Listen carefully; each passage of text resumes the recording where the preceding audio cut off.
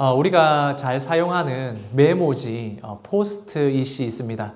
이 포스트잇이 어떻게 쓰는 거냐면 이렇게 메모를 하고 아무데나 이렇게 붙여서 우리가 기억을 할 수 있도록 만들어진 것 아니겠습니까? 그런데 사실 이게 처음에 만들 때는 아주 강력한 접착제를 만들기 위해서 이 개발을 시작을 했습니다. 이렇게 강력한 접착제를 만들려고 했는데 이게 만들어진 결과물이 어떤 것이 나왔느냐 하면 너무나도 잘 떨어지는 겁니다. 잘 안 달라붙고 잘 떨어지는 그런 접착제가 된 겁니다. 실패했다.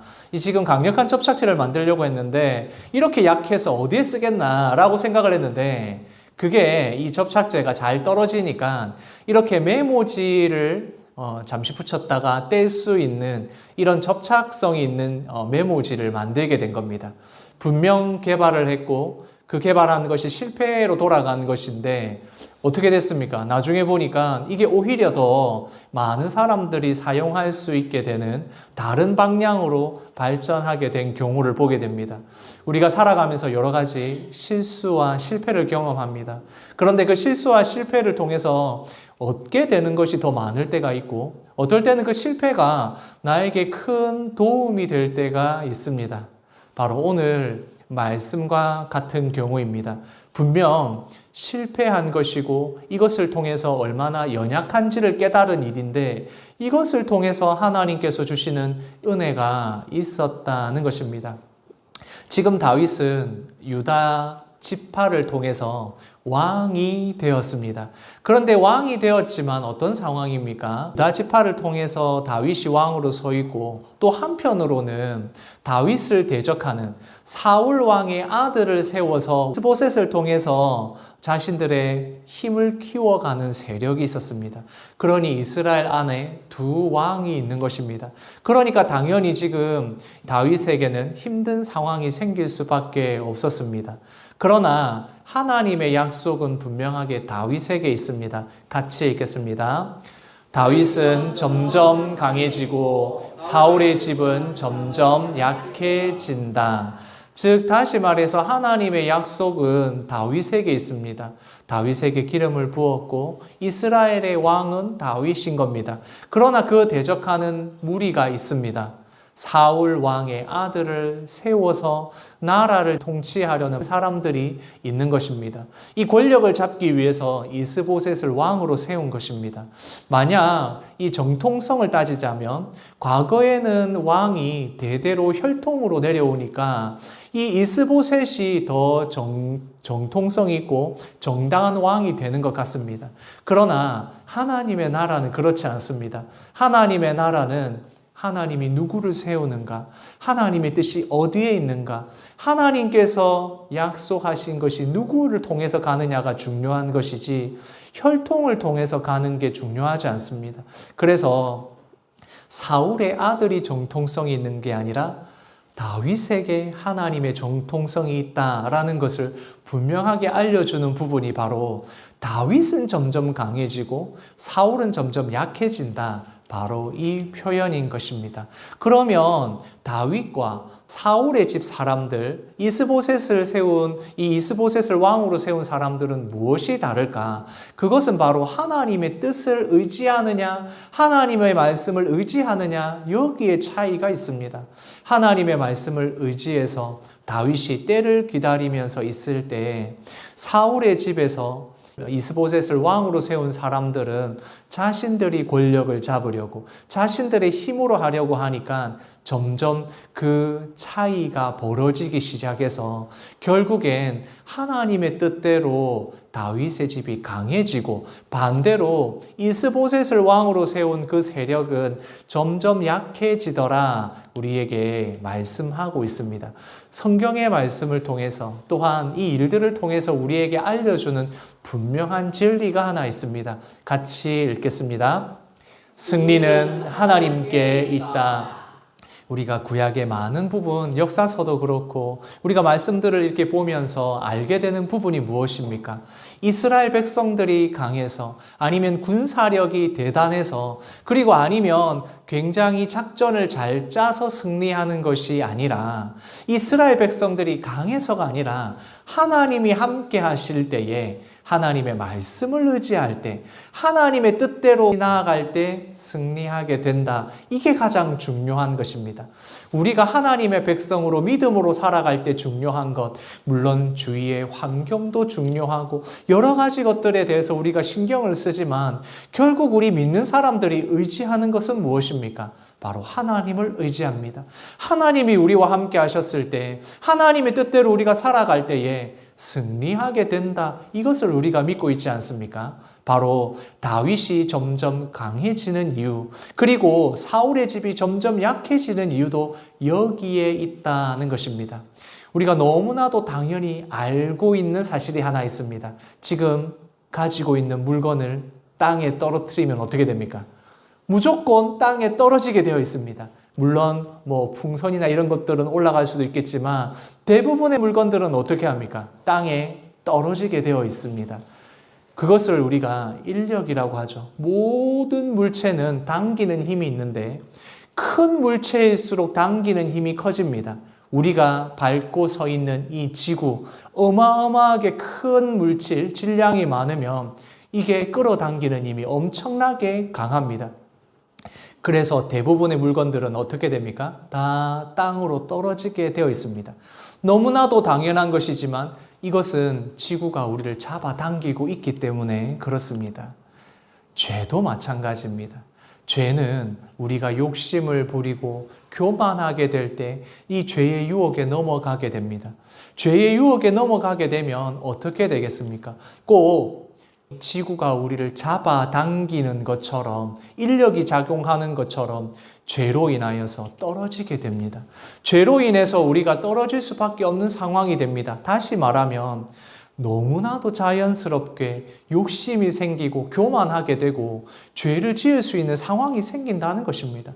그리고 너무나도 당연하게 죄를 짓게 되면 이 죄로 인하여서 우리는 떨어질 수밖에 없다. 자연스럽게 이렇게 된다는 겁니다. 반대로 말하자면 우리 신앙을 가진 성도님들이 이 죄로 인해서 떨어질 수밖에 없는, 죄로 인해서 이 붙어버릴 수밖에 없는 이 상황을 이겨내는 기적과 같은 방법이 바로 하나님의 은혜라는 것입니다. 하나님의 은혜가 당연한 것이 아니라 하나님의 은혜가 기적처럼 일어날 때 죄의 문제가 해결이 되고 또 죄의 문제가 해결되어서 우리가 떨어지지 않게 된다. 바로 이것입니다. 하나님의 은혜를 바라보는 주의 성도들에게 이것은 너무나도 놀라운 일입니다. 당연하게 죄를 이긴다. 당연하게 죄의 문제가 해결이 된다. 그런 건 어디에도 없습니다. 오히려 죄가 너무 자연스럽습니다. 교만하고 유혹을 받는 게 더 자연스럽습니다. 기적과 같은 은혜가 있어야 우리는 떨어지지 않고 올라가게 되는 것입니다. 다윗은 이미 하나님의 은혜를 경험한 사람입니다. 하나님께서 지금까지 인도하셨던 여러 가지 일을 통해서 은혜가 무엇인지를 아는 사람입니다. 그런데 막상 왕이 되고 난 뒤에 고민이 깊어졌습니다. 이 유다 지파가 이렇게 다윗을 왕으로 세웠지만 여전히 다윗을 대적하는 세력이 있고 어떻게 보면 왕으로서의 정통성은 사울 왕의 아들인 이스보셋에게 더 있는 것 같습니다. 거기에다가 정통성이 있으니까 사울 왕을 지지했던 사람들, 다른 지파 사람들도 있을 것 아닙니까? 다윗은 유다 지파, 또 다른 많은 지파들은 사울 왕의 세력들을 함께하는 사람들이 있었을 겁니다. 당연히 다윗은 여론도 신경을 써야 되죠. 사람들이 어떻게 생각할까? 나를 진짜 왕으로 볼 수 있을까? 아마 다윗이 이런 고민들이 있지 않았겠습니까? 그런 고민의 결과가 오늘 말씀에서 보면 나와 있습니다. 다윗이 그 고민을 해결하는 방법으로 한 것이 무엇이냐? 바로 결혼을 하는 것입니다. 과거에 왕들이 하던 보통의 방법이 이것입니다. 가장 힘센 세력이 있는 지파나 그런 사람들에게 있는 딸과 결혼을 하는 겁니다. 그러면 어떻게 되겠습니까? 함께 연합하게 되죠. 이것을 정략 결혼이라고 하지 않습니까? 대부분의 왕들, 대부분의 그 과거 고대에는 이런 일들이 많았습니다. 다윗도 바로 이 방법을 쓴 겁니다.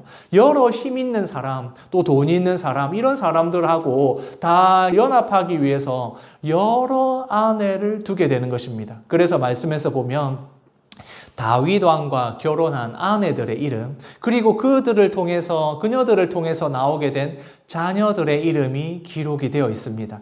너무 평범한 방법입니다. 왕으로서 자신의 세력과 힘을 온전하게 또 보호하고 하기 위해서, 안전하게 하기 위해서 이렇게 하는 방법들, 보통의 방법입니다. 그런데 하나님이 정말 이 일을 좋아하셨겠습니까?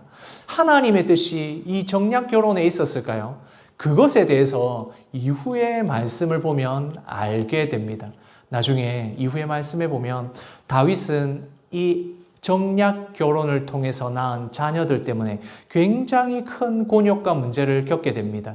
그 아들들을 통해서 일어난 문제, 나중에는 아들이 반란을 일으켜서 쫓겨다녔던 다윗을 생각하면 하나님이 정말 이 방법을 좋아하셨을까를 생각해 보게 됩니다. 결국 많은 가지를 가졌던 이 다윗의 집안은 참 바람잘날 없는 일이 생기게 됩니다. 결국 이 모든 문제의 시작은 다윗이 하나님의 뜻과 방법이 아니라 어떻게 하면 내가 왕권을 더 강화할 수 있을까 고민했던 그 인간적인 그 해결의 방법, 여기서부터 시작되었다는 것을 알 수 있습니다. 우리가 성경의 말씀을 보면 특별히 이 다윗의 역사를 쭉 우리가 함께 살펴보고 있지 않습니까? 그런데 이 다윗을 보면서 우리가 생각하면 다윗이 정말 물론 대단한 왕이 맞습니다. 그러나 만약 그런 대단한 다윗의 왕, 통일 이스라엘을 이루는 다윗의 대단함을 말하려면 이런 약점이나 이런 것들을 다 감추는 게 맞습니다. 그런데 어떻게 되어 있습니까? 그런 것 다 드러내어 놓는 것이 말씀입니다. 왜 이렇게 할까요? 다윗이 얼마나 대단한 왕인지를 설명하기 위해서 이렇게 말씀을 하고 있는 것이 아닙니다. 다윗은 하나님의 나라를 위하여 세워진 왕입니다. 하나님의 나라를 위해서 세워진 왕이 정말 대단하고 영웅적인 모습만을 그리지 않는 이유는 이것이 바로 하나님의 은혜라는 것입니다. 다윗이 대단해서가 아니라, 다윗이 정말 굉장한 사람이어서가 아니라 하나님의 은혜로 이루어져 간다. 하나님이 다윗을 왕으로 세우셔서 하나님께서 이끌어 가신다는 것을 우리에게 분명하게 알려주고 있는 것입니다. 말씀을 같이 읽겠습니다. 사울의 집과 다윗의 집 사이에 전쟁이 있는 동안에 아브넬이 사울의 집에서 점점 권세를 잡으니라. 다윗은 다윗대로 고민이 많아서 정략 결혼을 하며 힘을 기르고 이 안정적인 통치를 위해서 준비하고 있었다면, 또 반대로 이 사울의 집은 다윗의 집과 싸움을 하면서 이제 전쟁을 계속하니까 그 중에서도 힘이 세지는 사람이 생깁니다. 바로 사울의 군사령관이었던 아브넬입니다. 아브넬이 권력을 가지고 또 그 힘을 어떻게든 사용하려는 사람인 것, 우리가 지난주에 말씀을 통해서 배우지 않았습니까? 이제 그러다 보니까 아브넬이 이 다윗의 집과 싸우게 되니까, 다윗의 군대와 싸우게 되니까 점점 더 힘이 세지고 권세가 세어집니다. 그렇게 힘이 세어지니까 이 아브넬이 선을 넘는 일을 하게 됩니다. 어떤 선을 넘는 일을 하냐면 사울의 첩이었던 여인을 취하게 됩니다. 이렇게 사울의 첩이었던 여인을 취한다는 의미가 어떤 것이냐면, 왕의 아내였던 사람을 취한다라는 의미는 내가 왕이다는 겁니다. 내가 왕 정도의 권세와 권력을 가졌다라는 것을 과시하는 겁니다. 이렇게 하니까 당연히 선을 넘은 일이 되는 겁니다. 얼마나 권세와 힘과 이런 것을 휘두르고 싶은 사람인지 알 수가 있는 겁니다. 그러니까 이걸 보고 있던 이스보셋 왕이, 어쨌든 간에 왕은 이스보셋이 아닙니까? 그러니까 이것에 대해서 책망합니다. 아니 어찌 이런 일을 아브넬이 이렇게 할 수 있습니까? 저희 아버지가 첩이었던 사람을 이렇게 취할 수 있습니까? 라고 책망을 한 겁니다. 왕이 당연히 책망할 수 있지 않습니까? 이것은 선을 넘은 겁니다. 권력과 권세가 자기 거라는 걸 막 과시하고 있는 거니까 그것에 대해서 책망을 하는 겁니다. 이 이야기를 들은 아브넬이 오히려 화를 냅니다. 적반하장입니다. 어떻게 하냐면 아니 내가 이 정도도 못해? 라고 이야기하는 표현입니다. 내가 유다의 개머리냐? 라는 겁니다. 내가 저기 유다에 있는 저기 있는 사람들의 걔는 이제 아주 낮은 거니까 내가 그 정도밖에 안 되냐? 내가 지금 다른 데 갔으면 이 정도가 아닐 텐데 내가 너를 왕으로 만들어 줬는데 내가 이 정도도 못해? 라고 하면서 오히려 화를 냈다는 겁니다. 이제 아브넬이 얼마나 권세가 기세가 등등했는지 알 수 있는 부분입니다. 말씀을 같이 읽겠습니다. 여호와께서 다윗에게 맹세하신 대로 이루어지게 하지 아니하면 하나님이 아브넬에게 벌을 내리심이 마땅하니라. 그러면서 이제 화를 내면서 아니 내가 어떻게 지금 이렇게 왕으로 만들어줬는데부터 시작해서 여호와 하나님께서 원래 다윗을 왕으로 세우시려고 하는데 내가 그 일이 이루어지지 않게 한다면 내가 벌을 받아 마땅합니다 라고 화를 냈다는 겁니다. 즉 다시 말해서 아브넬은 하나님의 뜻이 다윗에게 있다는 걸 알고 있었다는 겁니다. 그러나 지금 화가 나가지고 하는 이 말은 하나님의 뜻대로 내가 행하겠습니다라는 순종이 아니라 지금 이스보셋 왕 앞에서 화를 내고 자기가 이 정도 할 수 있다는 것을 보여주기 위해서 교만하게 하는 표현이 이것입니다. 그러니까 언제든지 이스보셋 당신은 왕이 아니다. 내가 얼마든지 다윗을 왕으로 세울 수 있다. 이 이야기를 하기 위해서 바로 이렇게 표현을 한 것입니다. 같이 말씀을 읽겠습니다. 당신은 나와 더불어 언약을 맺사이다. 내 손이 당신을 도와 온 이스라엘이 당신에게 돌아가게 하리이다 하니. 이 아브넬이 얼마나 화가 났든지 거기에 끝을 내지 않습니다. 다윗에게, 적인 다윗에게 전령을 보냅니다. 그렇게 전령을 보내고는 나 도저히 여기 못 있겠습니다. 내가 당신과 손을 잡겠습니다. 내가 당신과 손을 잡으면 다윗, 당신이 이 이스라엘 전체 통일 이스라엘의 왕이 될 수 있습니다. 내가 도와주겠습니다. 내가 도와줄 테니 나와 언약을 맺읍시다 라고 하는 겁니다. 이게 무슨 말입니까? 내가 당신한테 가면 당신을 왕시켜줄 수 있어. 내가 얼마든지 당신을 왕시켜줄 수 있고 내가 빠지면 여기 이스보셋 사울의 집 아무것도 아니야 라고 생각을 하고 있으니 이렇게 전령을 보내서 말을 했다는 겁니다. 그렇게 말을 하니까 다윗이 이 이야기를 듣고 그것을 좋게 여겼다. 말씀에서 보면 그렇게 되어 있습니다. 그렇게 좋게 여기면서 다윗도 이 아브넬에게 한 가지 조건을 겁니다. 그냥 우리가 언약을 맺는 게 아니라 나도 조건이 있다. 그러면 올 때 사울의 딸 미갈 있지? 그 미갈을 나한테 데려와라. 원래 내가 제일 처음에 결혼했었던 그 미갈을 데려와라 라고 이야기합니다. 다윗이 왜 이런 조건을 걸었겠습니까? 지금 이 온 지가 언젠데, 이스라엘로 온 지가 언젠데 이제 와서 조건으로 거는 것이 미갈을 데려오라 라고 이야기하는 겁니다.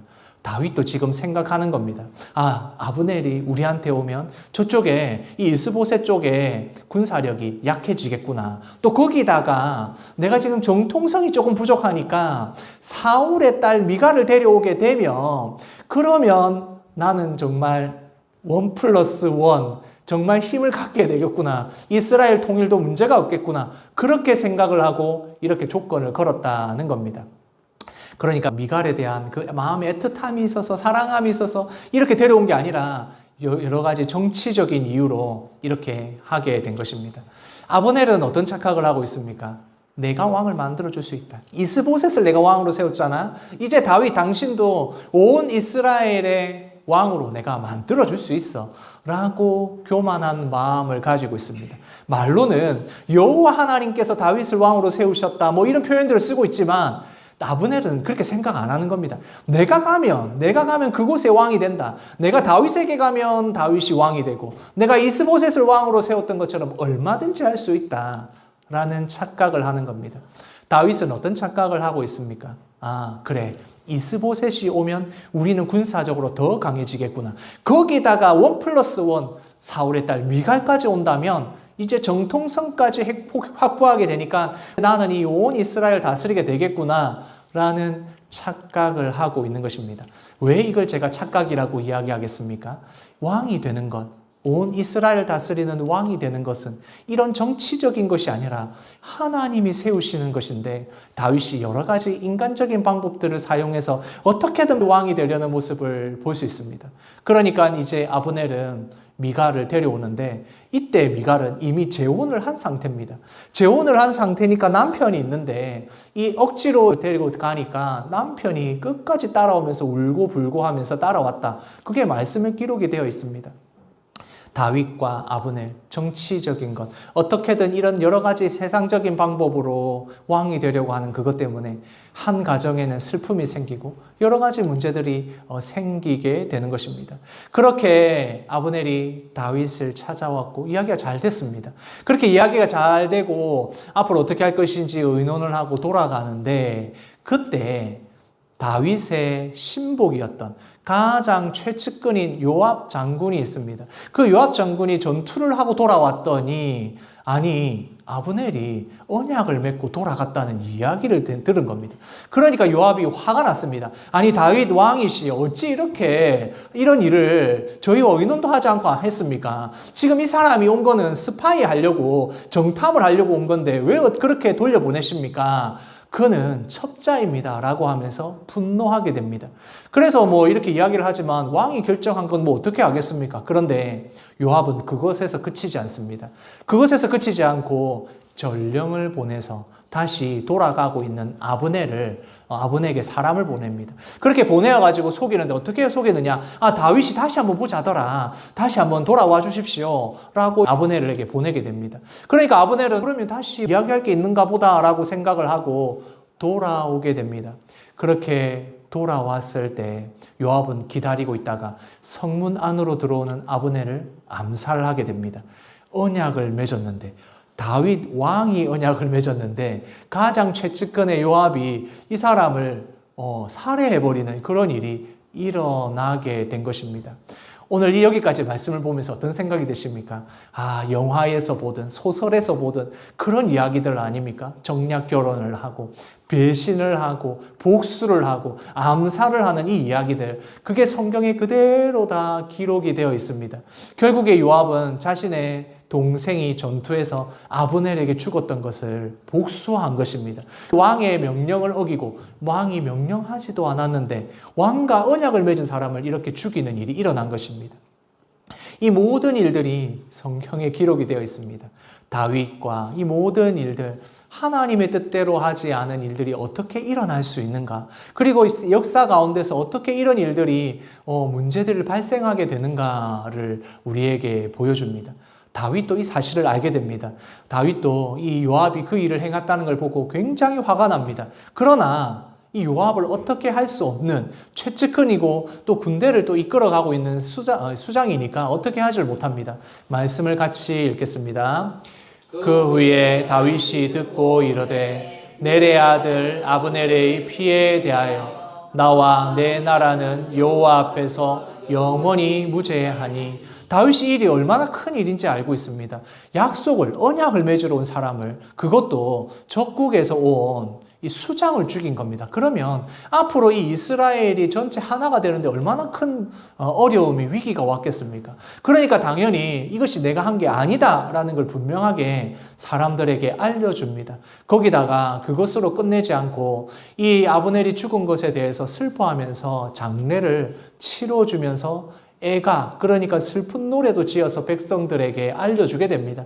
모든 백성들이 함께 슬퍼하는 국가장으로 이 장례를 치르게 됩니다. 다윗이 이 일에 대해서 슬퍼하고 있다라는 것을 모든 백성들에게 알려주고, 다행히 백성들은 다윗이 이 명령을 한 것이 아니구나라는 것을 알게 됩니다. 그리고 나서 다윗이 하는 이야기, 말씀을 한번 같이 읽어보겠습니다. 내가 기름 부음 받은 왕이 되었으나 오늘 약하여서 수르야의 아들인 이 사람들을 제어하기가 너무 어려우니 여호와는 악행한 자에게 그 악한 대로 갚으실지로다 하니, 요압이 왕의 명령을 어기고 이런 일을 행했는데 그것에 대해서 다윗이 한탄하면서 하는 말이 내가 지금 왕이 되었지만 내가 너무 약해서 이게 내 마음대로 안 된다. 제어가 안 된다. 라는 것을 이야기합니다. 분명 왕이지만 왕이 되었음에도 불구하고 여전히 신복들도 마음대로 할 수 없는 상황이구나 라는 것을 이야기하는 것입니다. 다윗이 자신의 한계를 느끼지 않았겠습니까? 정략 결혼을 하고 어떻게든 이 통일 이스라엘의 왕이 되려고 노력하지만 그것들이 실패하는 것을 보면서 자신이 얼마나 연약한지를 깨닫고 있다는 것입니다. 다윗의 고백을 한마디로 하면 무엇이겠습니까? 한숨을 푹 쉬면서 내 마음대로 안 되는구나. 내 마음대로 되는 게 없구나. 라고 지금 다윗이 고백하고 있는 것입니다. 다윗이 대단한 왕이라면, 완전한 왕이었다면 이런 것들이 기록되지 않았을 겁니다. 그러나 성경에서는 그대로 이런 모든 것들을 다 보여줍니다. 왜 그렇습니까? 하나님의 나라 왕이 완전해야 된다. 완벽해야 된다라는 것을 보여주는 것이 아니기 때문에 그렇습니다. 결국 다윗을 통해서 우리에게 보여주시는 것은 앞으로 오실 완전한 왕이신 예수 그리스도를 보여주는 것입니다. 연약한 나의 모습을 통해서, 연약한 다윗의 모습을 통해서 완전하신 예수 그리스도를 바라보게 하는 것, 그게 바로 성경의 말씀에서 가장 중요한 부분입니다. 다윗의 대단함, 다윗이 하나님을 얼마나 잘 의지하고 믿음이 있는가, 물론 그런 부분들도 많이 있습니다. 그러나 다윗을 통해서, 역사를 통해서 우리가 보게 되는 수많은 이 문제들, 수많은 일들을 통해서 우리는 완전하신 예수 그리스도를 의지할 때에 우리가 승리할 수 있다, 믿음으로 살아갈 수 있다라는 것을 알게 되는 것입니다. 우리는 떨어지면 죽습니다. 높은 곳에서 떨어지면 떨어질수록 더 죽을 가능성이 높아집니다. 죄도 마찬가지입니다. 우리의 교만함과 욕심은 언제든지 죄의 유혹에 빠지게 됩니다. 그러나 이것을 이길 수 있는 유일한 방법, 이 중력을 거스르는 방법은 단 하나밖에 없습니다. 바로 하나님의 은혜입니다. 예수 그리스도의 그 십자가 은혜만이 이 기적과 같은 일이 일어나게 되는 것입니다. 내가 죄를 이긴다고요? 아닙니다. 나는 죄를 이길 수 없습니다. 내가 교만하지 않겠다고요? 내가 유혹을 이길 수 있다고요? 그렇지 않습니다. 하나님의 은혜가 기적과 같이 우리에게 올 때에 중력을 거스르는 것 같이, 하늘을 날아오르는 것 같이 기적을 맛보게 되는 것, 그것이 바로 하나님의 은혜다라는 것입니다. 같이 읽겠습니다. 주님의 은혜로 걸어갑시다. 내 힘을 의지하지 않고 내 능력을 의지하지 않고 오직 예수 그리스도의 은혜를 의지함으로 이번 한 주간도 기적과 같이 죄의 유혹에 넘어가지 않고 말씀 가운데 믿음 가운데 살아가게 되는 우리 영대교회 성도님들 되시기를 소원합니다. 아멘.